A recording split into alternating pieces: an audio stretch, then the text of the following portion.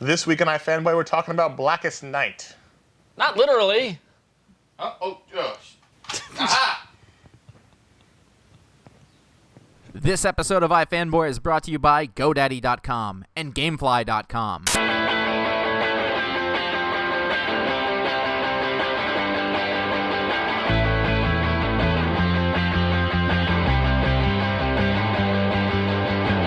Welcome to iFanboy, the comic book discussion show from the website iFanboy.com. I like to pause. I don't know why. It's like it's a surprise. What website is it going to be? It's like this week it's going to be Ain't It Cool? I don't know. It's weird.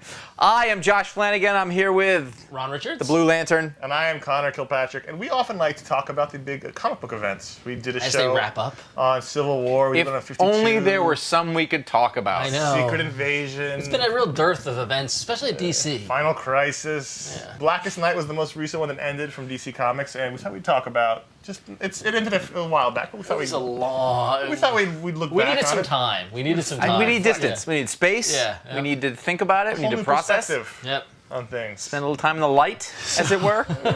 So Blackest Night ended up being a company-wide crossover event at DC Comics, but its origins were in the pages of Green Lantern. It was the third story from the Green Lantern trilogy that Geoff Johns has been working on for 5 years now. at least more than Yeah. 5 years. Green Lantern It's the Rebirth. mid-'70s, I think. Yes, Then he the started Sin- in junior high school actually. Then the Sinestro Corps War, and now Blackest Night. Yep, and this was his Star Wars. And now he's leaving comics, if you want to understand. Oh no, wait. Oh. It started in June of '09, so nearly a year ago, and finally wrapped up at the beginning of the spring of 2010. And it was a big deal, 8-issue series, and even though it was a Green Lantern story, it became a whole. There was a whole lot. It was a whole thing. It was a whole lot. I think we calculated at one point, because there was a skip month in January. Yeah, they skipped one They month. skipped 1 month with the miniseries, and they added on a whole bunch of little miniseries and little spin-off series and crossover points. There was one point in December and January where if you were reading everything that has to do with Blackest Night, you were buying over 40 books. Yeah. But we're only going to talk about the main Do you not miniseries. normally do that? He buys all of I didn't them. buy all of them. I didn't buy them all. Did you buy them all? What Josh does is buys them all and he papers his wall with the covers. Right. Yeah. And then I get the skin of the creators. It's weird. So Anyway, we're just going to talk about the main 8-issue series. We're not going to talk about any of the side books of the minis or anything like that. so while the story was the third chapter of Geoff Johns' Green Lantern kind of epic, story, it actually has its origins in some earlier stories, mainly by Alan Moore, a hotly debated origin. Yes, there was Alan Moore. He's done a bunch of random issues, especially in the 80s. He did a lot more random ones. And it's collected in this trade paperback, the DC Universe, the stories of Alan Moore. And this is actually the story of the Green Lantern Corps, the Tales of the Green Lantern Corps annual. And in this issue, we find the prophecy, which was the prophecy There's of. a story called Tigers. Yes. I don't know why, but it was the prophecy of the Blackest Night. Yes. And it tells of a war of light, and it prophesizes things like Sodom Yat, Daxamite dying, Yep. Mogo dying, the planet, and a big war that basically leads to the end of the universe. And it's a throwaway tale that was Yep. written many years ago. Geoff Johns, as he often does, finds a little thread of a throwaway tale, Shines it off. makes it all shiny and new, and weaves it into his story, and that's where we got Blackest Night from. And it was cool because I don't know that they planned that. Yeah. Because they just made this collection of all his Alan Moore stories, and just so happened that was one of the stories. Yeah, quite coincidental. So what Geoff Johns did was he started in between, started during the Sinestro Corps War, and then in the pages No, of Green it Lantern. goes back to Earlier. Rebirth. It's in Rebirth. Oh, because Black Hand is in Rebirth. Okay, great. Yeah, so he started planting little seeds like the Black Hand, but what I was going to say was he was planting seeds of the Guardians being aware of this prophecy in their big Book of Oa and actually trying to avoid it. Yeah. Being like somewhat in denial. You can't avoid a I prophecy. know, exactly. Or And, important Lanterns. or an omen. and so what we had was for a good couple of years, we got the tale of this emergence of all these new corps. Yeah. So you had the Sinestro Corps with the yellow rings, and the then Fear Corps. Yeah, and then one Which by was no one. longer the yellow impurity, but in fact the Parallax. It was a manifestation of fear. Yes. And basically the emotional spectrum The Red all Lanterns. got a ring, and so we saw the emergence of the Red Lanterns with Rage, with Atrocitus leading them. We saw the Orange Lantern, Avarice or Greed with Larfleeze. The Blue Lanterns, Ganthet actually is leading, right? Well, he is now. Yeah. Yeah. Before it was that Saint Walker. Saint Walker was the Blue Lantern, and there Hope The Star Sapphires. That's the, what it the purple, violet lanterns and their love. It's Roy G. Biv, the and then Spectrum. Indigo is the compassionate and the tribe of the Indigo lanterns. We had the emergence of all these corps, and then it all kind of culminated into this Blackest Night event. And it's very cool. You don't often get, I mean, basically you get it from Geoff Johns and you get it from Brian Bendis and Marvel. These long-seated stories that are built up, that just drop in references way back that you don't even know you're reading until later they make sense. And that was really the nice thing about it was it was the third story, so you had everything ended. You've had 5 to 7 years of just story that's coming to a head, which some might argue is too long, but others might argue that it was fun to have it all years and years and years. I really don't like a story that's less than a decade, to be honest. I think I could do... I think a good sweet spot's 20 years. But either way, though, the couple of years leading up to it, I know it was funny because we go through that emotional roller coaster. We were on the edge of our seat as the new corps were being introduced because it was so cool, because it was like this idea. I've said it numerous times, like it's such a simple idea to make other colored lanterns. Yeah. It's like almost too simple. Which is often the best ideas because they're so simple you don't think of them. Exactly, and down to their logos and their rings and everything that happened. It was just so much fun. And they all their own oaths. Yep, exactly. And then Blackest Night started, and you're like, all right, it's going to come to an end, and then it just dragged on. I mean, it was a long journey to get there. But there's a lot that happened. There was a ton that happened. We're going to take a break. When we come back, we're going to kind of recap it a bit. Get to GoDaddy.com. Get reliable, secure web hosting without the long-term contract.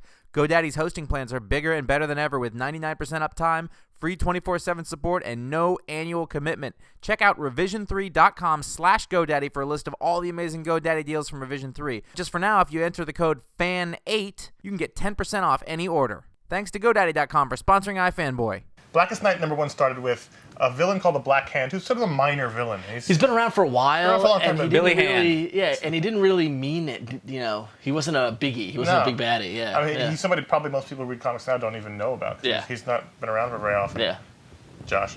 I didn't know much about him. I've been reading these things for a long time. He's a minor villain. Noob. So Geoff Johns brought him in, and in the first issue he unleashed all these Black Lantern rings. So suddenly you had another corps, a Black Lantern Corps. So the Black Lantern Corps basically it fed off of Oa and all the dead Green Lanterns, and the rings turned into Black Lantern rings. And the Green Lantern ring flies around and finds a worthy host. The Black Lantern ring goes underground and finds a worthy dead host, and rises them. So suddenly you had all these zombies coming back to life. This is a zombie story, kind of. And in the first issue, it was this epic story of resurrection, and you had all these dead JLA members like Martian Manhunter and Aquaman and Elongated Man and Firestorm, people like that. I made it the pick of the week that week, right? No. Yep. No, you didn't. You're right. Yeah. But the basic premise, it appears to be that the Black Lanterns were people who were dead, risen as zombies, then fighting people who they had a relationship with. They fed off the emotional. And they made them just feel really bad before trying to eat their heart. Black Lanterns fed off of your emotion, whether it be fear or love or hate or whatever. As long as it was strong and powerful, they didn't eat your heart because it was full of the emotion. Yeah, and every time they killed a person who was living, they ate their heart, and that person died and became a Black Lantern. Yeah. So they're killing people, and more Black Lanterns are happening, and everyone's feeling really bad about themselves because the conversations between the Black Lanterns are zeroing in on whatever insecurity or issues you had with that person. Yeah. And so you had characters across the board, like dead babies talking to their, every emotional thing that any character had was totally preyed upon in the series. Husbands and wives, best friends. So and the big shock in the first issue was that Black Lantern zombie, Elongated Man, and Sue Dibney, his wife, murdered Hawkman and Hawkwoman, just brutally. Brutal. Shocking. No one saw it coming, and you knew right away the stakes were going to be high in this story. Yep. And then basically until the end of the story. And then basically, you knew that was going to happen. But you kind of had a whole long basically fight with Black Lanterns for 7. That's really what it was, and it was over a short period of time in the DC universe. I mean, it was not like drawn out weeks, days. It's called Blackest Night. It was almost like a day or two of the all of a sudden the Black Lanterns start attacking, and it takes Hal Jordan and the Flash, Barry Allen, were trying to figure out what's going on, and then a couple of times they were able to rally the heroes to fight, but that didn't work, and then they discovered that white light from Hawk actually had an effect. Dove, right? I'm sorry, Dove. So there was all these kind of, that's the one thing I think the storyline kind of lacked was it lacked that straight linear of what happened because like a bunch of things happened. It was very chaotic. Yeah. I think it's probably the idea. Whether or not it was successful is up to every individual reader. Right. I thought at times it was a bit confusing. especially following at certain points you had different villains. You start off with Black Hand, then you had the Black Lantern, and then at some point it became Necron, sort of the guardian of death, who was he was pissed off because all these heroes, the Grim Reaper, basically. I mean, they never went. I don't think they ever. He had a scythe. Yeah, well, no, he did. I mean, he was the embodiment of death, and he revealed that every hero in the DC universe that had died, he allowed to be reborn. Like it was all him. So he reclaimed Green Arrow and Superman and Superboy and all the heroes that have come back to life. Once they started naming them off, I was like, a lot of these. There's a lot. A lot of these characters have died. Yeah, Kid Flash, Bart Allen, like there was a lot of deaths and resurrections, and so they all became Black Lanterns. Wonder Woman. Yeah, and so at a certain point, all hope was lost when all the big guns went down. Yeah. And so then the New Guardians were rallied. The New Guardians were each tribe or each corps, one is a tribe, the Sinestro Corps, found a champion amongst the people of Earth, and so you had a Blue Lantern Flash. Well, they deputized them. Yeah. Basically, in the Ganthet said, the Ring has the ability to deputize another person, and so for each corps, so the New Guardians were basically the leaders of each corps. So Trossus for the Red Lanterns, Hal Jordan for the Green, Sinestro for the Yellow, yada yada, and they all found somebody who they could work with. So the Blue Lanterns deputized the Flash, Star Sapphires deputized Wonder Woman. Lex Luthor went to the orange, Scarecrow to yellow, the Atom, which I still am hazy on. I think only because of the character design. Yeah, because I think Compassion. Yeah, And no, it's Compassion because his wife had Jean Loring. He didn't hate her. Yeah. And Mera, Aquaman's wife, went to the Red Lantern. She was pissed. angry. And Ganthet became a Green Lantern, which is kind of weird because he's a Guardian and became a Green Lantern. But anyway, Is that what happened? Yeah. I completely forgot about that. Yeah, Ganthet became a Green Lantern. Lame. So, that was kind of, so, and right before that, you had a bunch of the reclaimed heroes became Black Lanterns. So these deputized were fighting the heroes. They were Black Lanterns. A lot of stuff. It was a big chaotic fight for them. Just the sides kept changing over the course of a year. Oh, exactly, and then it all culminated into the punchline of the joke that we've been making for the year that this is going to end with white power. And it did. We got introduced to a being called the Entity. White Power Bill. We got introduced to a being called the Entity, which is, while Necron was the embodiment of death, the Entity is the embodiment of life. It actually lived inside Earth. And it actually retconned the entire universe of DC because it explained that all the universe started at Earth, which makes sense if you look at the multiverse. It was always Earth-based, Earth 1, Earth, whatever. And from life on Earth sprung life across the universe, and that sprung the different entities like Parallax for Fear. Like each of the different colors had a Giba that represented their, emotion. Like these little, kind of alien beings, which is very similar to the thing that was in the Alan Moore story. Which, it all comes back to that story basically. Yeah. But then ultimately we get a White Lantern, and you assume Hal is gonna take the mantle. It didn't end up being Hal; it ended up being Sinestro. Yep.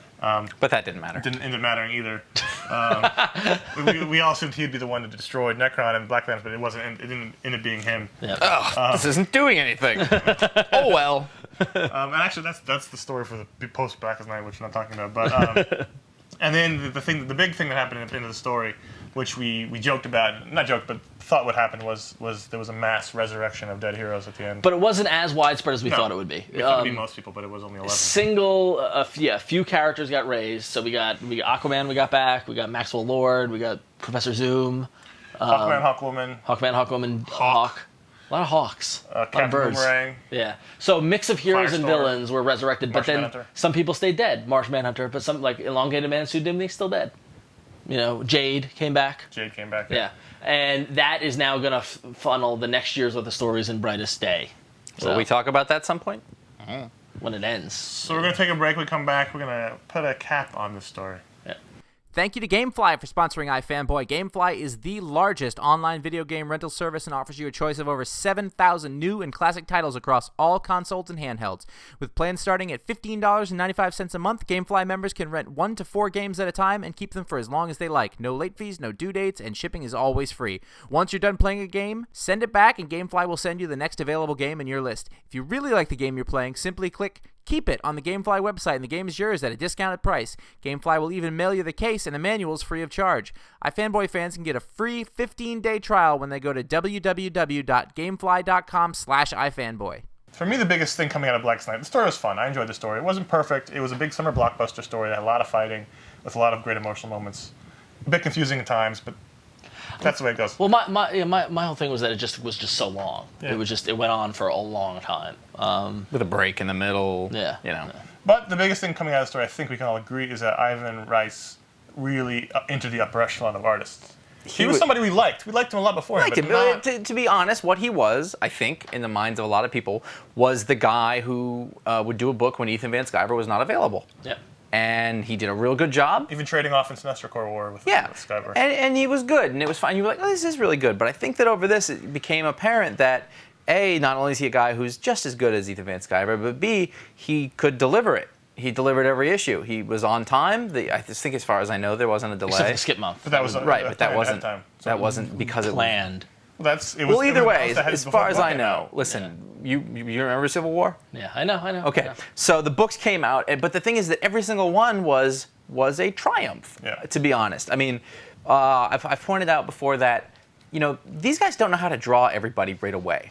You can't just go to a guy in a comic book and be like, draw the whole JLA. They have to learn how to draw all those characters. Well, every character was in this. And not only was every character in this, but every character had a zombie variant version. So they had to design and draw that in addition to their regular thing. And every page had about 50,000 characters on it. Yep. Yeah. There was a couple pages towards the end where, like, when the fighting on Oa and stuff like that were just swarms of lanterns. It was like, George Perezian. Yeah, exactly. Yeah.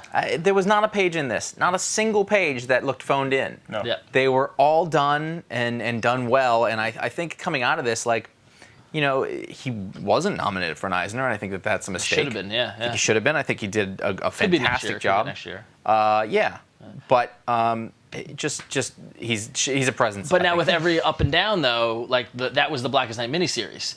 Now what stretched thin on the art side was on all the other books, where you had like, and I think a lot of those like spinoffs, like the Blackest Night, the Blackest Night Flash was an exception because it was Scott Collins and it was awesome. But Blackest Night Wonder Woman, they did a special thing where they brought back titles that were canceled. They brought it back for one more issue, with the exception of like one or two. The art was sketchy at best. We had multiple inkers. Green Lantern, I think the Green Lantern series suffered a bit. Doug Mahnke's art is great, but with 6 or 7 inkers on, you had inconsistent look on the pages. Through this whole thing, the Green Lantern book itself, Green Lantern proper, was sort of forgotten about, redundant. Yeah, a little bit. The story kind of didn't matter because it became accessory to the Blackest Night story. Yeah. And the main thing was going on in the miniseries. Yep. Yeah. And the main thing was not necessarily a Green Lantern / Hal Jordan story. Right. Which is nothing wrong with that, but the Hal Jordan book, in fact, in a way, the Green Lantern Corps book was almost more important to the Green Lantern mythos. Yeah. But I couldn't tell you what happened in the Green Lantern book, like just thinking about it during. There was a lot of moving around. Yeah. It was like, we got to go this place, and then they would go, and then what they did there would happen in the Blackest Night book, and then we got to go to this place, and they would sort of travel, and then. Yeah, and you'd have to read. And the thing is, I was reading all the books, but I felt as if, like, if I was just reading Green Lantern Corps, I would have been missing points. But that's just me. Especially Green Lantern as well, the Green Lantern book. But if you're reading Green Lantern, you're reading Blackest Night. And that's the other thing. People bitch and moan about having to buy other books. So you're already reading it. You're already reading it. Like, I didn't have to read Blackest Night Wonder Woman. I did not have to read it. Yeah. It helped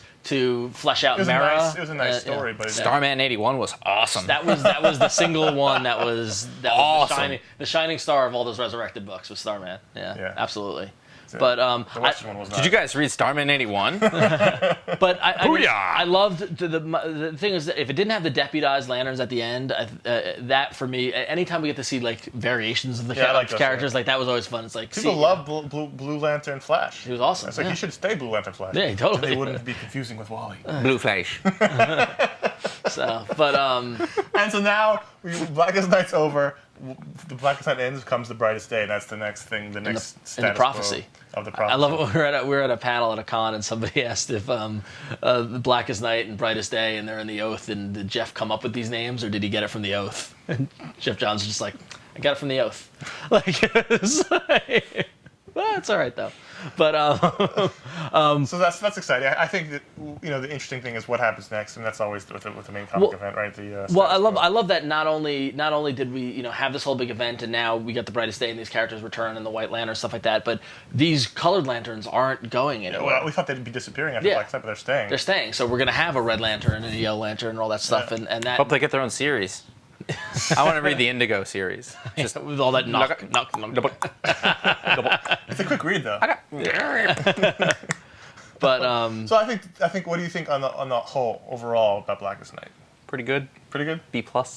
yeah, I would say B+. I give it a B+. I say that's, With that's high accurate. points. Yeah. High points for the art and for there was some great moments in it. But I Good think overall, ideas, B+. things like that. I'm glad It that certainly it's over. didn't fall on its face, and certainly didn't fall into the weight of the story. I think it was good for DC. It was great for DC. You can't have gone to a convention last year without seeing a bajillion Plus T-shirts. all the sales. They're I think they must have Yeah. made more money on T-shirts than they did on comic books at this point. And the Yeah. sales went through the Probably roof not. for the main book and for Green Lantern. Those books all became top 10 books. Those rings. And the Everybody rings. wanted to I get think those overall, rings, yeah. There was a culture of Blackest Night around comics for the last year. Yeah, which is a good thing. Which is honestly, The It's a merchandise success. and the comics and everything. honestly, say what you will, but Batman, Superman, Wonder Woman, Green Lantern's the #1 hero at the line of books at DC right now. Yeah. Yeah, We'll see. yeah. We'll see if it continues beyond the end of Blackest Night. But We'll see, right? Yeah, but I mean, during Blackest Night, it was. never in my life would I have thought Green Lantern would be a top level DC Top like, 5 selling book. Top, yeah, in all of top. it. But like you go into their booth at San Diego, it's all big, huge Green Lanterns and stuff like that. Like, that's awesome because I like Green Lantern. There's also a film coming out. True, yeah, there is. And Josh has and there's the rare appearance of Josh's tattoo, ladies and gentlemen. It's To the camera. It's too tight. Yeah. My shirt is. Your guns are too big for the shirt. Well, yeah, we'll go with that. So Sweaty in there. So yeah, It so is funny in there. about a year of our life is over now at Blackest Night, and And now this is happening. Now so this now is Brightest Day happens. Brightest Day isn't so much of an event as it's a status quo, kind of like Right. after Secret Invasion was the. Thing we already Dark Rain, forgot. Dark Rain. Rain, yeah. Wow. But it's brighter than the Dark Rain. Right, but it's just the that's opposite. light rain. There wasn't a Dark Rain book. It's light rain. It's Yeah. a mist. Although there's a Brightest Day book. It's more of a status quo than a. Yeah, Every so. 2 weeks. So if you have any questions about Green Lantern or anything else, shoot us an email, contact@ifanboy.com. Make with the calling of the voicemails at 888-FANBOYS, which is 326-2697. Give us a question. We'll read it on the audio podcast, or we'll read it here. Just let us know who you are and try to keep it, not really, really long. You can follow us on Twitter, twitter.com/ifanboy. You can also follow our individual ones. You can find it through twitter.com/ifanboy. That's where we announce things and things that are happening on the website. Speaking of which, ifanboy.com is where you can find discussion about this show. You can find our weekly audio show. We talk about the week's new books. You can find all kinds of articles and things. And you can find all our old episodes on revision3.com/ifanboy. So, all right, white power. Wow. Well, it was the White Lantern.